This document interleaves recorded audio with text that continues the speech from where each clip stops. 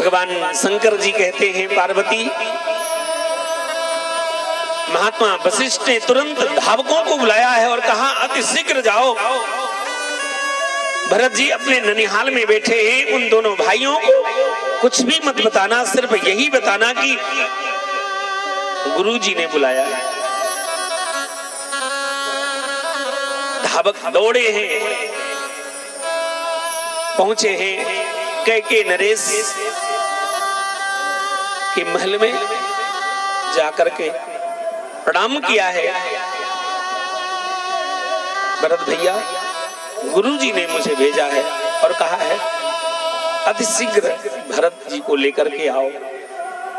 भरत जी ने स्वप्न देखा है, अनेक प्रकार के डरावने स्वप्न आ रहे हैं, विचार कर रहे हैं कि कहीं मेरे भैया को तो कोई समस्या नहीं, मेरे माता पिता को कोई कष्ट तो नहीं, मेरी प्रजा तो दुख में नहीं है। आखिर ऐसा अनहोनी की आशंका मेरे मन में क्यों हो रही है?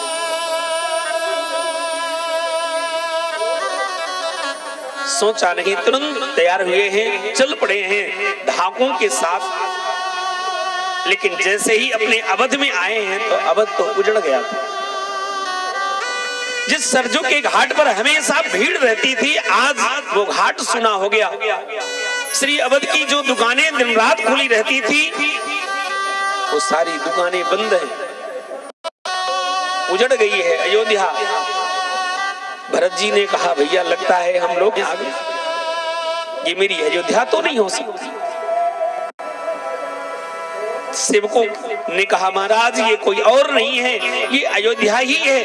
बोले आज इस अयोध्या को क्या हो गया, किसकी नजर लग गई है? भैया एक बात बताओ, मेरे पिताश्री तो ठीक है, मेरे राम भैया तो ठीक है। सेवकों की आंखों में आंसू तो हैं, पर माणी पर मानो ताला लगा हुआ है। तुम लोग रो क्यों रहे हो? बोले महाराज आपको बहुत दिनों के बाद देखा है ना, तो इसलिए प्रेम में आंसू आ रहे हैं, क्योंकि गुरुजी ने कहा था कोई भी बात बताना नहीं।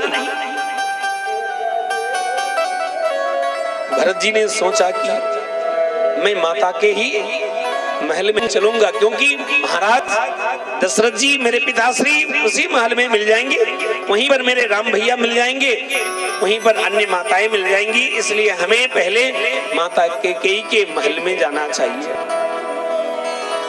रास्ते में चलते हुए देखा कि गदहा रो रहा है, सियार अनेक प्रकार के शब्द निकाल रहा है। कांप गए महाराज भरत और कांपते हुए अपनी माता के महल में प्रवेश किया है। मां को पता चला मेरा भरत आ गया, आसन से उठ के खड़ी हो गई, सोने की थाल में घी की आरती लेकर के दौड़ी है, आरती उतारी है और मंदमती मंथरा भी आई है, आरती उतार रही है। जलपान करने को कहा, भरत जी ने कहा मां मेरे पिताश्री कहाँ हैं, मेरे भैया राम जी कहाँ हैं, मेरी मैया सीता जी कहाँ हैं, आज ये अयोध्या उजड़ क्यों गई? बोले बेटा पहले शांति से बैठ जाओ,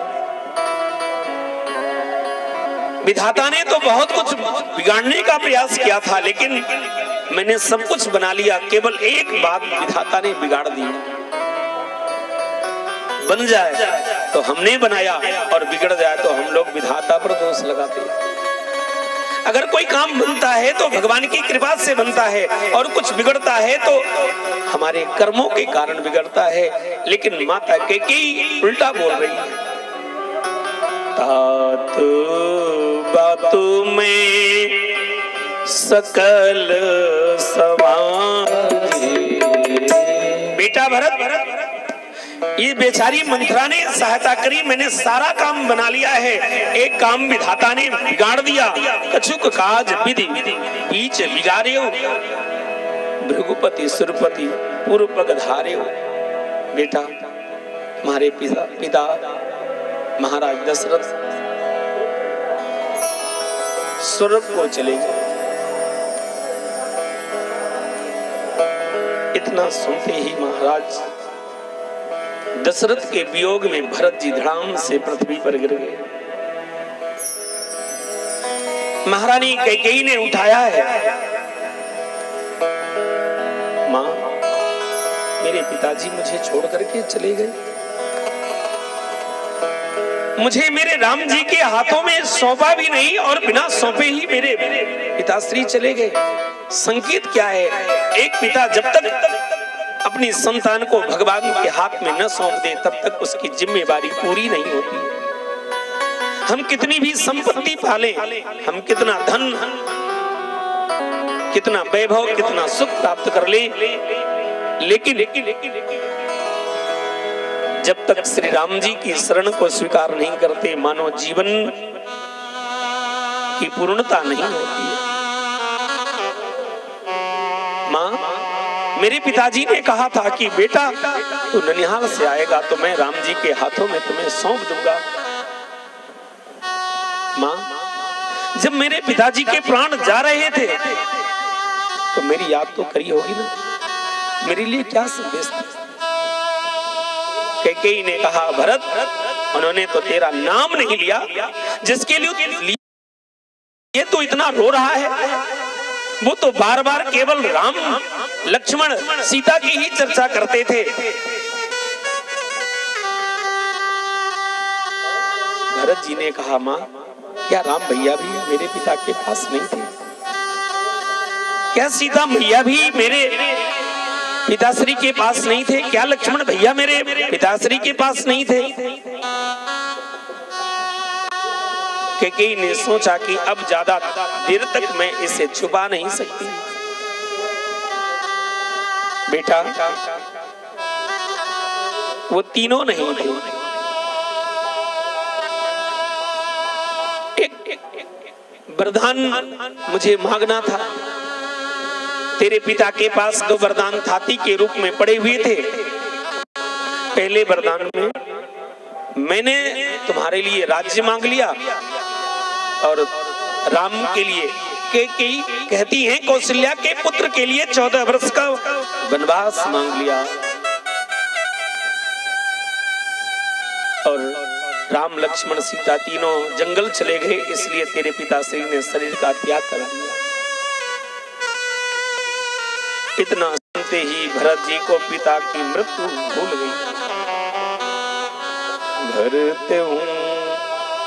भरत ही बिसर्यो पितु मरन, सुनत राम बन गो हेतु अपन को जान जिय थकित रहे।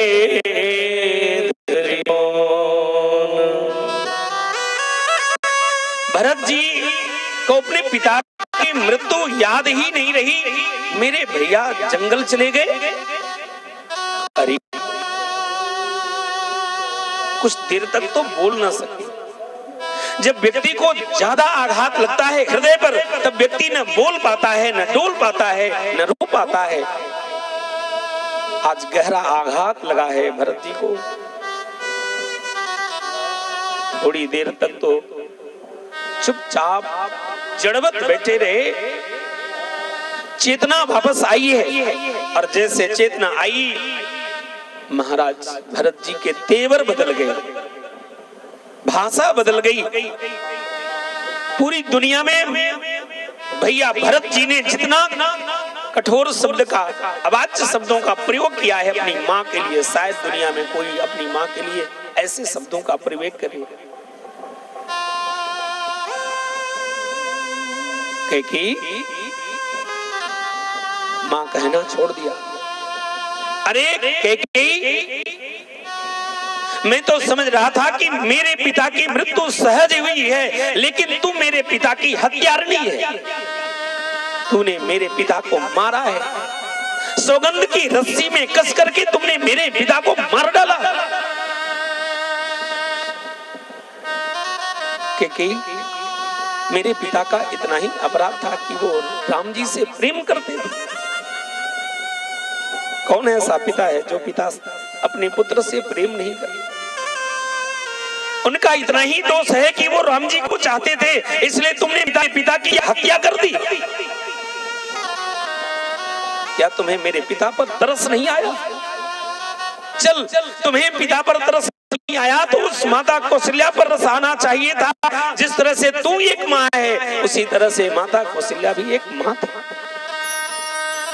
जिस तरह से तुम्हें अपना पुत्र प्यारा है, वैसे ही माता कौशल्या को उनका पुत्र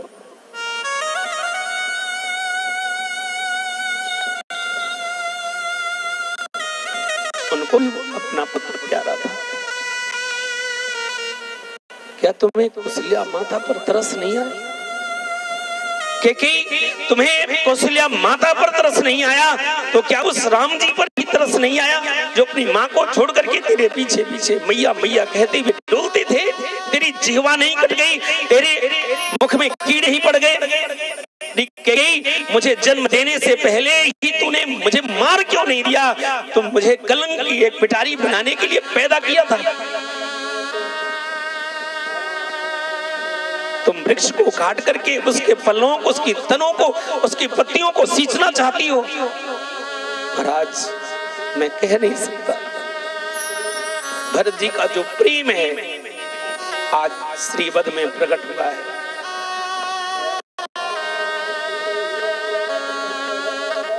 इतना कुछ कहा है महाराज, वाणी जवाब दे रही है, मैं वर्णन नहीं कर पा रहा।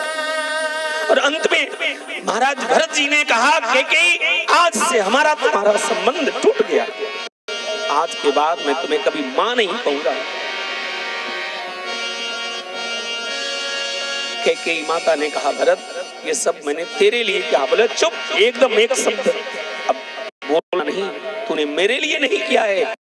तुम वृक्ष को काट करके पल्लों को, पत्तों को सींच रही है। वृक्ष को काट देने से कभी पत्ते हरे भरे हो सकते हैं?